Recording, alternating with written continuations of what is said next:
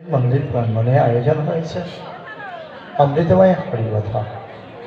মাদেশ জীবাধমের পক্ষে ভাগবত কথা আস্বাদন একেবারেই অসম্ভব। তবে মাদেশ নরধনের দীক্ষাগুরু পদ্ম নিত্যলীলায় প্রবিষ্ট পরম দায় শ্রীল শ্রী শ্রী ভরতোত্তম দাস গোস্বামী মহারাজ মাদেশ নরধনের শিক্ষাগুরু পদ্ম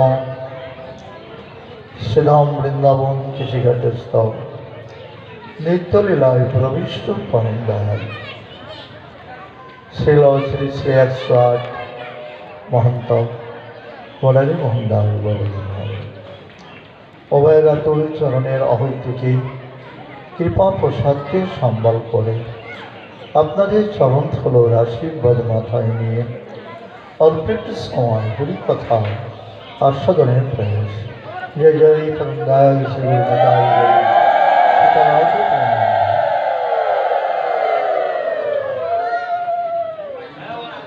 आलोचनार विषयबस्तु आजकेर आलोचना अमृतमय तत्वकथा।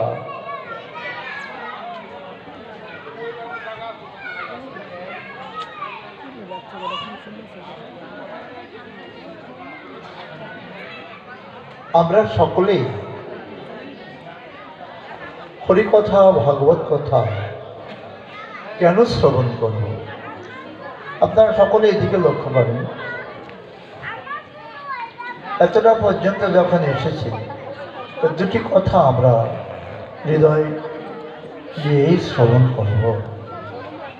কেন আজকে হরিকথা আয়োজন হয়েছেন? আমরা কেন সংসার কুঠিয়া ত্যাগ করে এখানে শ্রবণ করতে এসেছি?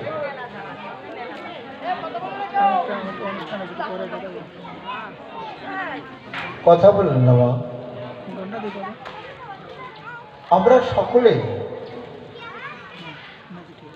আমরা বিদেশগামী। এই যে যেখানে আমরা অবস্থান করছি এই দেশটা আমাদের দেশ নয়। তোমার কথাটা বুঝতে পারছো? যদি আমাদের দেশ হতো প্রত্যেকেই আমরা বলতাম এই বাড়িটা আমার। বাবু অমলেন্দ্র বাবু আপনার বাড়িটা কই? আমি তখন বুককে হাত দিয়ে বলবো ওই যে দুতলা বাড়িটা তিনতলা বাড়িটা আমার। কার? আমার। সামনের বছর গিয়ে দেখি অমলেন্দ্র বাবু আর ওই বাড়িতে। এরকম প্রত্যেকে আমরা এখানে আছি।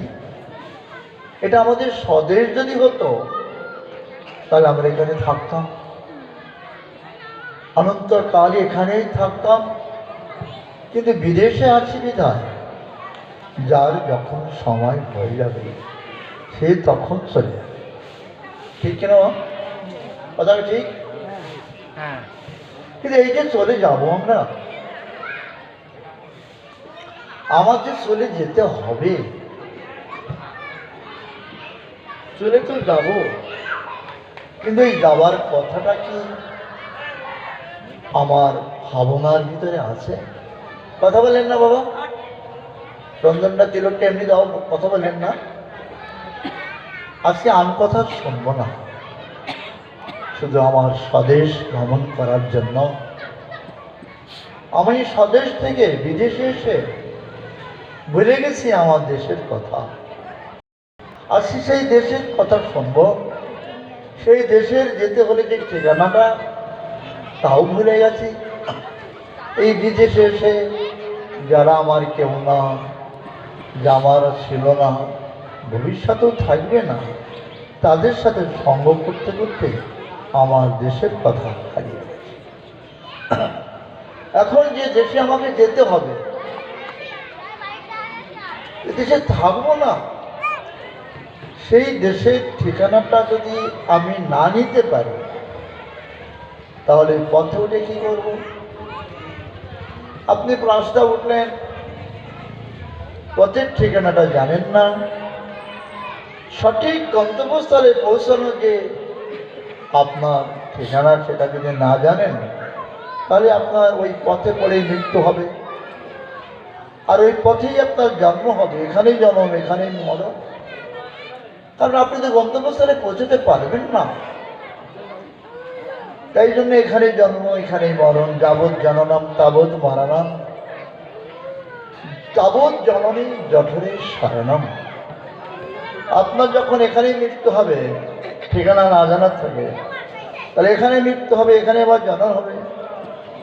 তাহলে যাবৎ জননম তাবৎ মরণম, তাবৎ জননী জঠরে শয়নম। আপনার জননীর গর্ভবাস থেকে গৃহবাসে আসতে হবে। কার গর্ভবাস থেকে? কিছুদিন আপনার ওই জননীর গর্ভে বাস করে তারপরে এখানে আসতে হবে। ঠিক কিনা বাবা কথাটা? কিন্তু সেই যে জননী আপনি পাবেন, আপনার যেমন কর্মফল, এই জনমতে যে কর্মফলটা কেমন আছে? ঠিক কথা জানিতে হয়। প্রথম কথা কি মনে আছে? যদি ঠিকানা মনে না থাকে, আপনি যেখানে যাবেন স্বদেশ, সেই যাওয়ার যদি ঠিকানা মনে না থাকে, কোন পথে যাবেন, তাহলে আপনার এখানে জন্ম এখানে মৃত্যু। আবার এখানে মৃত্যু হলে আবার এখানে আপনার একটা মায়ের গর্ভ অবলম্বন করে এখানে আসতে হবে। কার গর্ভ অবলম্বন করে আসতে হবে? তো সেই মাটা আপনার কর্মফলে বলে দেবে তুমি কোন মার গর্ভে যাবা। কুকুর মার গর্ভে যাবা, না বিড়াল মার গর্ভে যাবা, না ইঁদুর মার গর্ভে যাবা, না পশু পাখি মার গর্ভে যাবা, না জেঠিমার গর্ভে যাবা। জেঠিমা মানে বুঝি তো? আমার কর্মফলে আমাকে বলে দেবে তুমি কুকুর মার পেটে যাবা যদি। এইরকম। তাই জন্য আজকে ভাগবত কথা শ্রবণ করার জন্য এসেছি।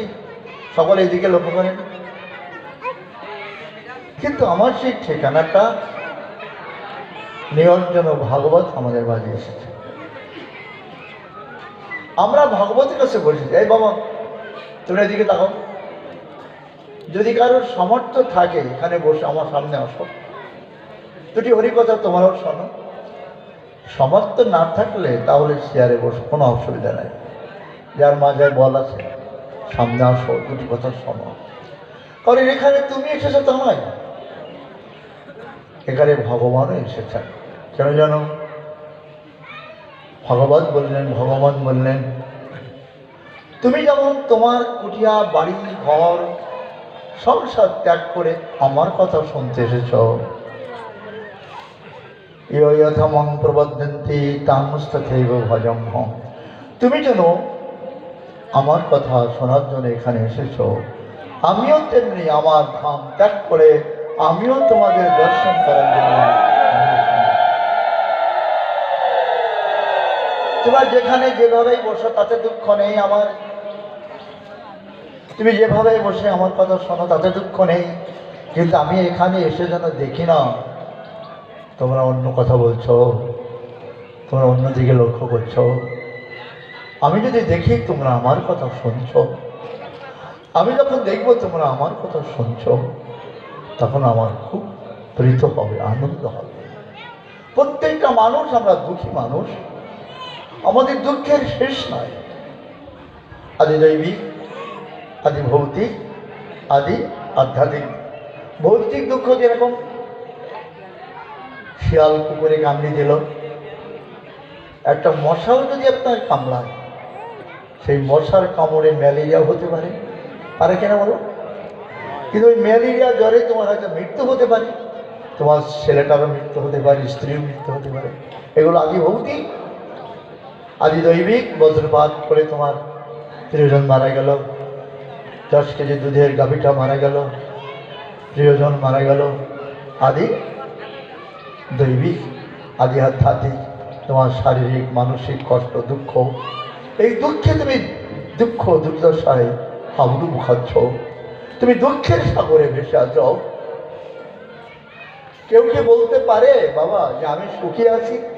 প্রত্যেকটা মানুষ হাসপাতালে জায়গা ধরে না, প্রত্যেকটা মানুষ এখন ক্লিনিকে এই মা কথা বলেন না, এই এদিকে লক্ষ্য করুন, প্রত্যেকটা মানুষ ক্লিনিকে লাইন দিতে হয়, প্রত্যেকটা মানুষ জায়গা জমি বিক্রি করে ভেলোর যেতে হয়, আর ওষুধের বোঝার ভিতরে আমার জীবন যায়। তবু সেই ওষুধ খেয়ে কি আমরা সুস্থ আছি? ওষুধ খেয়েও কি আমরা শান্তি পাচ্ছি? এই কলিযুগে হাই উঠছে কেন?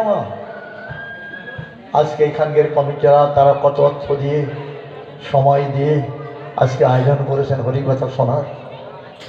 এই হরিকথাই আমাদের শুনতে হবে। তাই ভগবান বলেছেন, ভাগবত বললেন, জীব আমরা দুঃখের সাগরে ভাসছি, আর পরমানন্দ পরম পুরুষ শ্যামসুন্দর মদন মোহন পরমানন্দ সাগরে ভাসছেন। তিনি দুঃখ পাচ্ছেন, আমাদের দুঃখ থেকে ওই আনন্দের ভিতরে তিনি সুখ পাচ্ছেন না। জীবের দুঃখ দেখে তিনিও কাতর। ভাগবত বলছেন, একমাত্র তুমি যদি সুখী হতে চাও তাহলে আনন্দ প্রেমময় ভগবানের সাথে যুক্ত হও, তাকে শুয়ে ধরো, শুয়ে রাখো। কি করতে হবে বাবা? সুখী হতে হলে কি করতে হবে? ভগবানের সাথে সম্পূর্ণ শুয়ে থাকো। ভগবানের সাথে তোমার শুয়ে থাকতে হবে না, ভগবানের নাম যদি তোমার কর্ণে যায়, ওই নামটাকে যদি তুমি কর্ণে শুয়ে রাখতে পারে, আর ওই নাম যদি তোমার কর্মপদ দিয়ে হৃদয়ে প্রবেশ করতে পারে, ওই নামটা যদি তোমার কর্মপদ দিয়ে হৃদয়ে প্রবেশ করতে পারে, নামই তোমাকে শুয়ে থাকলো। আর হৃদয়ে যদি তোমার প্রবেশ করতে পারে নাম রূপে আমার গোবিন্দ, শেষের দিন যদি তোমার চলে যেতে হবে, শেষের দিন তোমার এরা সব পড়ে থাকবে, কেউ তোমার সঙ্গে যাবে না। নাম প্রভু বললেন, তোমার দুঃখ করতে হবে না। বেরেনে নয় যে তুমি যে আমার কথা শুনেছ, আমি তোমার ইহকাল পরকালের বন্ধু, নাম রূপে আমি গোবিন্দ, সব করে থাকলেও তোমার সাথে আমি তোমার সঙ্গে ভগবান ধামে আমার ধামে তোমাকে নিয়ে যাব। নাম ছাড়া জীবের কোনো গতি নাই, নাম ছাড়া জীবের আর কোনো উপায় নেই। আচ্ছা, সকল মানুষ আমরা কত বুদ্ধিমান, কত জ্ঞানী। আজকে যেটা পাবো আগামীকালকের জন্য সেটা আমরা সংগ্রহ করব। আগামীকাল যেটা পাবো 1 বছর পরে আগামীতেও আমরা সংগ্রহ করব বলি তা নাই। 20 বছরের যা প্রয়োজন সামনে, সেটাও আমি তাদের জন্য সঞ্চয় করে রাখবো। কারণ আমার ছেলে বলবে, বৌমা বলবে, আমার স্ত্রী বলবে, তুমি চলে গেলে আমাদের জন্য কিছু রেখে গেল না। তাই আমি তাদের চিন্তা করে, আমি তাদের অভিভাবক হয়ে আজকে থেকে 10-20 বছরের সঞ্চয় করলাম। এই যে সঞ্চয় করেছো তুমি 2000 কুড়াই অর্থ, শুনছো তো মা? এই যে অর্থ কুড়াইছো, 10-20 বছরের জন্য সঞ্চয় করেছ, ব্যাংকে করেছ, কিংবা বাড়িতে বাক্সে করেছ, কিংবা তোমার সিন্ধুকে করেছ, কিন্তু এই যে সঞ্চয় তুমি তাদের জন্য করলে, পরের জন্য করলে, তুমি কি তোমার দেশে যেতে হবে সেজন্য তোমার জন্য কিছু সঞ্চয় করেছ? তোমার যেটা পারের করি সেটাকে সঞ্চয় করেছ? তোমার যেদিন মহামায়ার সাগর পার হতে যাবে, তুমি কি তার জন্য কিছু সঞ্চয় করেছ? পরের জন্য সঞ্চয় করলে 2 হাত দিয়ে কত ব্যবসা করেছো, কত বাণিজ্য করেছো, কত চাকরি করেছ, কত সম্পদ বিক্রয় করেছ, পরে তারপরে তুমি সঞ্চয় করেছ ব্যাংকে। আরেকটা সঞ্চয় আমরা করি, লাইফ ইন্স্যুরেন্স। লাইফ ইন্স্যুরেন্স মানে কি? বাংলায় কথা যদি বলি তাহলে বলা জীবন বীমা। আমি 10 লাখ টাকা জীবন বীমা করলাম। লাইফ ইন্স্যুরেন্স মানে জীবন ভোর আমি শান্তিতে থাকবো। ও যেটা করেছে তো ওটা ছেলে মেয়ে খাবে, আর আমি লাইফ ইন্স্যুরেন্স জীবন বীমা করলাম 10 লাখ টাকা। হাই রে মানুষ, বাচ্চাটা বাইরে নিয়ে যায় না কেন? এখান থেকে বোঝে না নাকি? ওর মা বোঝে না? হাই রে মানুষ, আমার ওই লাইফ ইন্স্যুরেন্স, আমার ওই জীবন বীমা, সত্যি কি আমি জীবন বীমাটা আমি বসে বসে খেতে পারবো? ওর 1টি টাকাও তো তুমি খেতে পারবে? তোমার ওই ব্যাংকের টাকা, জীবন বীমার টাকা সবই পড়ে থাকবে, কিন্তু তোমার জন্য কিছু করো নাই। যেদিন তোমার ছুটির ঘন্টা বাজবে, সেদিন তুমি যেমন মায়ের গর্ভের থেকে খালি হাতে এসেছো, কিছু আনছিলাম মায়ের গর্ভের থেকে, খালি হাতে এসেছো, আবার তোমার যাওয়ার সময় খালি হাতে যেতে হবে। এমন জীবন তুমি করিবে গঠন, মরণে হাসিবে তুমি কাঁদিবে ভবন। তুমি যদি এমন জীবন গঠন করতে পারো, সাধু সঙ্গ করে সদ্গুরুর চরণে আশ্রিত হয়ে হরিনাম কীর্তন করে তোমার যদি জীবনটা গঠন করতে পারো, তুমি যদি সঞ্চয় করতে পারো তোমার জন্য, তাহলে মরণের সময় তোমার দুঃখ থাকবে না। সেদিন তোমার চলে যাওয়ার সময় মরণে হাসিবে তুমি কাঁদিবে ভগবান। এই জন্য ভাগবত বললেন, ওদের জন্য তুমি সঞ্চয় করো, তাতে দুঃখ নাই। তোমার যেদিন এই জগৎ ছেড়ে চলে যেতে হবে, এই ভব নদীর কূলে তোমাকে দাঁড়াতে হবে, মায়ার সাগরের কূলে তোমাকে যখন দাঁড়াতে হবে, সেদিন তোমারও ভাবতে হবে, তোমারও কিছু সঞ্চয় করতে হবে। খালি হাতে যাওয়া যাবে না, খালি হাতে ওই কান্ডারে তোমাকে পার করবে না।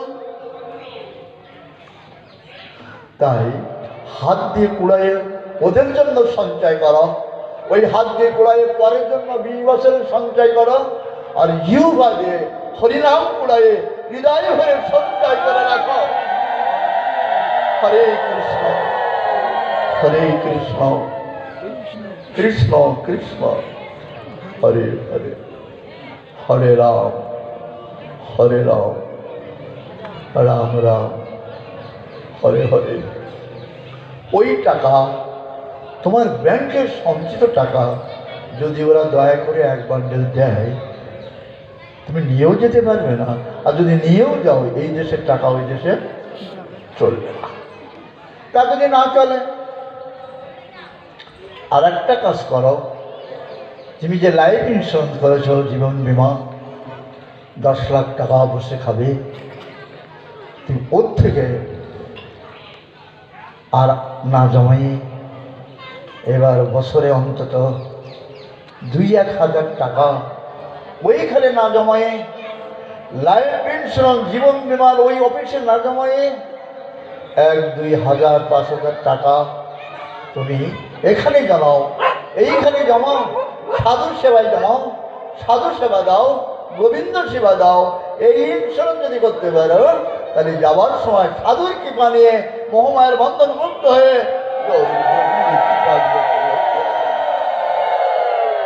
এই জন্য মহাপ্রভু বলেছেন, কলৌ কলিতে এটাই তোমার জীবনের পরম পাওয়া। আজ যেমন তোমরা বৈষ্ণব সেবার আয়োজন করেছ, সাধু সেবার আয়োজন করেছ, রবীন্দ্র সেবার আয়োজন করেছ, এইটাই তোমার জীবনের লাইফ ইন্স্যুরেন্স। এরকম যদি সুযোগ পাও, 10টা টাকা ঢুকাই দাও, 100টা টাকা ঢুকাই দাও, এর সঙ্গে আমিও আছি। আর এটাই তোমার জীবনের শেষ সঞ্চয়। এটা যদি করতে না পারি, তাহলে খালি হাতে এসেছি, খালি হাতে চলে যাব। সাধু সেবা দিলে, ভক্ত সেবা দিলে তোমার অর্থটা কী হবে জানো? তুমি ব্যাংকে ধরে অর্থ থাকবে, সেটার অনর্থ হতে পারে। আমার কথা বোঝো নাই? ব্যাংকে কি ছিল? অর্থ, ওটা অনর্থ হওয়ার সম্ভাবনা বেশি। আমার জীবনে দেখেছি, বাবা 2 লাখ 5 লাখ টাকা ব্যাংকে থেকে গেল, তার অযোগ্য পুত্র ওই টাকা তুলে মদ খেয়ে, গাঁজা খেয়ে, নিজ পতিতলায় যে, পতিতলা বুঝি তো, সেই অর্থগুলো নষ্ট করে, তার নাম কি হয়? অনর্থ। এই জন্য ওই অর্থ অনর্থ না করে, অর্থ নষ্ট না করে, তোমার অর্থ সাধু সেবা দিয়ে, অর্থ পরমার্থ করে, মায়ের বন্ধন থেকে মুক্ত হয়ে গৌর গোবিন্দের শ্রীপাদ বন্ধন লাভ করো। আর এটা যদি না করো, আজ যেমন তোমরা সকলেই বাবা, সকলেই মিলে আজকে হরিবর্ষরে আয়োজন করেছ, 2 টাকা 5 টাকা ছাড়া দিয়ে তোমরা হরিবর্ষর সাধু সেবার আয়োজন করেছ। সাধুর হাতে টাকা দিলে, সাধুর হাতে অর্থ দিলে, সাধুর হাতে যদি কিছু দাও, কথা বুঝতে পারছি, তোমার ছেলের হাতে টাকা দিলে বাজার করতে আরাধ্য করতে পারে, সাধুর হাতে যদি টাকা দাও, সাধুর হাতে যদি তুমি 2 পয়সা দাও, তোমার পয়সা ওই অর্থ পরমাত্ম হয়ে ভগবত সেবা লাগবে। মারা শুনবে না।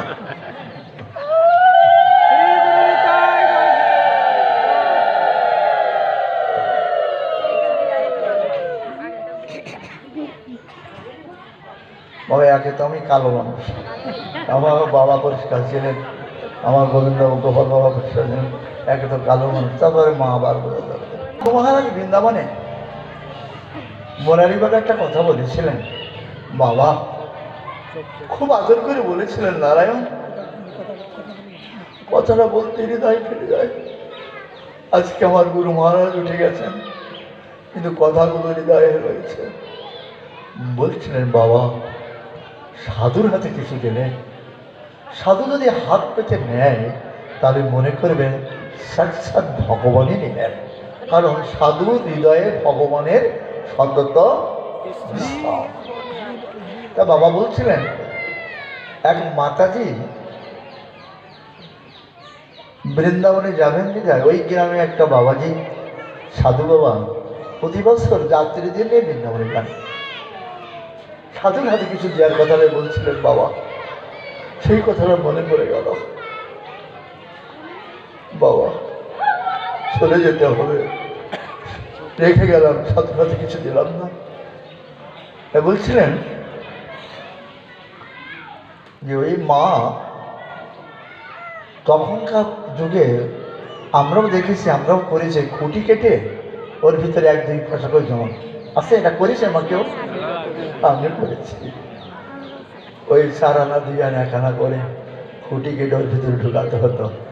আমার বৃদ্ধা মা ওই গ্রামের সাধু প্রতি বছর বৃন্দাবনে রাধা মাধবকে দর্শন করতে যান। হৃদয়টা খুব বিগলিত, হে রাধারানী আমি একটু তোমার সেই চরণ দর্শন করব, এটা আমার জীবনের বড় আকাঙ্ক্ষা। তবে প্রতিদিন 1-2 পয়সা করে ওই খুঁটির ভিতরে জমা করতেন। এবার জমা করতে করতে সাধু চলে যাবেন ওই গ্রাম থেকে বেশ কিছু যাত্রী নিয়ে। তো তখন খুঁটিটা কেটেছে, খুঁটিটা কেটে বেশ 1 মুঠো পয়সা হয়েছে। পয়সাটা ওই সাধুর কাছে গিয়ে বললেন, সাধু বাবা আপনি বৃন্দাবনে যাবেন? তা আমি একটা বৃন্দাবনে যাব বাবা, আমার প্রেমময়ী রাধারানীকে দর্শন করার জন্য। তা আমি এই 1 বছর সঞ্চয় করে রেখেছি, এই পয়সাটা আপনি নেন। খুঁটি কাটার পয়সা কিরকম তা তো বুঝে যাচ্ছিল, ওই 1 পয়সা 2 পয়সা করে যাওয়া হয়েছে। বাবা বসা, বাবার ওই 1 টাকা দেবো, ওই 1 টাকা ওই বাবার দাম।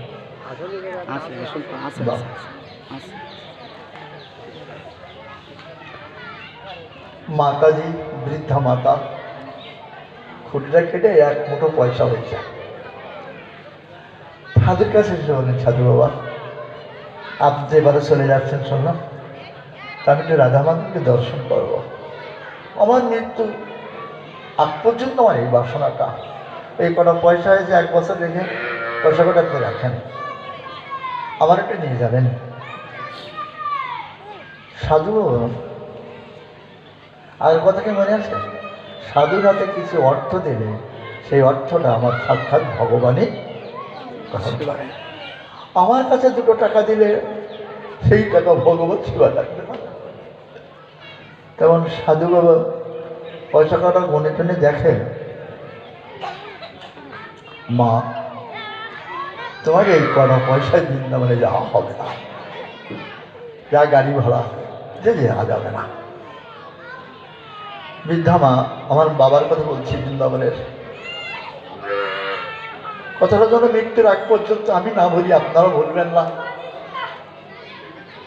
তখন বলছি যে সাধু বাবা যদি না জমা যায় পয়সায়, আমার তো কিছু করেন নেই, আমি পয়সা কটা আপনাকে দিলাম, আমি এই পয়সা কটা সব আপনার হাতে দিলাম, একটু দয়া করে নেই।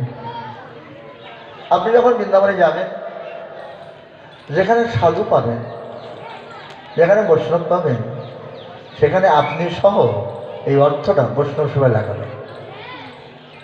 আপনিও ভোজন করবেন, বৈষ্ণবদের সেবা দেবেন, আর আপনার সামনে একটি প্রার্থনা, এর থেকে মাত্র 2 টাকা নিয়ে বৃন্দাবনে গোবিন্দ মন্দিরে যে আমার রাধারানীকে বলবেন, এই রাধারানী ওই গ্রামের ওই বৃদ্ধা মা আসবার জন্য খুব ইচ্ছা করেছিল, তুমি তো আসতে পারলেন না, তা আপনার চরণে এই 2 টাকা যুগল চরণে নিবেদন করতে বলেছে, আমি দিলাম। কথা বলছেন? আমার কাছে দিতে আমি খেয়ে ফেলতাম। আর ওই সাধু বাবা যাওয়ার সময় তাদের সাধু বৈষ্ণব পেয়েছেন, তাদের সেবা দিয়েছেন, তারপরে নিজেও পথ খরচ করেছেন। বৃন্দাবনে পৌঁছে সেই মাতাজির 2 টাকা ওই রাধাগোবিন্দ মন্দিরের সেবা আচার্যকে বলেন, 2 টাকা রাধাগোবিন্দের স্মরণে দিয়ে এই কথাটা বলো। তাহলে রাধারানীর চরণে, গোবিন্দের চরণে টাকা 2 দিয়ে সেবায় যিনি আচার্য উনিও বললেন, এবং সাধুবাবু বললেন, হে রাধা মাধব, ওই মাতাজির 2 টাকা তোমার চরণে দিয়েছে, তুমি গ্রহণ করো। জানি না তখন আমার রাধা মাধবের হৃদয়ে কতটা আনন্দ হয়েছে তিনি জানেন। তবে পরের কথাটা যেটা, সাধু সেবায় যে আপনারা আজকে সাধু সেবার আয়োজন করেছেন, 2-5 টাকা দিয়ে সাধুগুরু বৈষ্ণবের আগমন ঘটেছেন, সাধুদের হাতে পাতে একটু প্রসাদের ব্যবস্থা করেছেন, এটা আপনার সম্পদ সব নষ্ট হয়ে গেল। সাধু সেবার পরমার্থ